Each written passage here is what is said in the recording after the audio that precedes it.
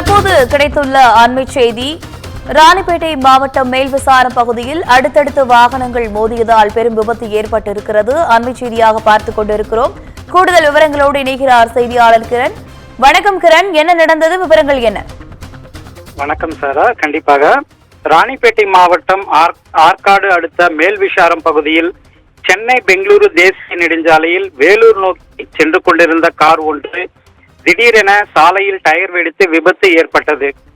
இதனையடுத்து காரின் டயர் மாற்றும் பணியில் ஆம்பூர் பகுதியைச் சேர்ந்த அசோக் என்பவர் ஈடுபட்டு வந்தார். அப்போது அதே சாலையில் பின்னால் வந்த மற்றொரு கார் பஞ்சராகி நின்று கொண்டிருந்த காரை கண்டு நிறுத்தியுள்ளார். அதனைத் தொடர்ந்து வந்த வேன், 2 பேருந்துகள் ஆகியவை நெடுஞ்சாலையில் ஒரே வரிசையில் நின்றது. இந்த வாகனங்களை தொடர்ந்து வேகமாக வந்த பாரத் பெட்ரோல் டேங்க் லாரி திடீரென்று அரசு பேருந்தின் மீது மோதியதில் ஒன்றோடு ஒன்று மோதிக்கொண்டு பயங்கர விபத்து ஏற்பட்டது. இது குறித்து தகவல் அறிந்த சம்பவ இடத்திற்கு விரைந்து வந்த ஆற்காடு போலீசார் விபத்து நடைபெற்ற இடத்தை பார்வையிட்டு ஆய்வு மேற்கொண்டார். மேலும் திருப்பத்தூர் மாவட்டத்தைச் சேர்ந்த இளவரசன் என்பவர் டேங்கர் லாரி ஓட்டி வந்து விபத்து ஏற்படுத்தியது தெரிய வந்தது.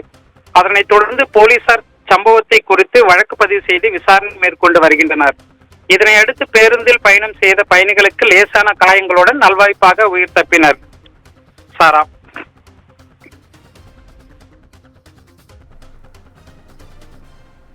விவரங்களுக்கு நன்றி கிரண்.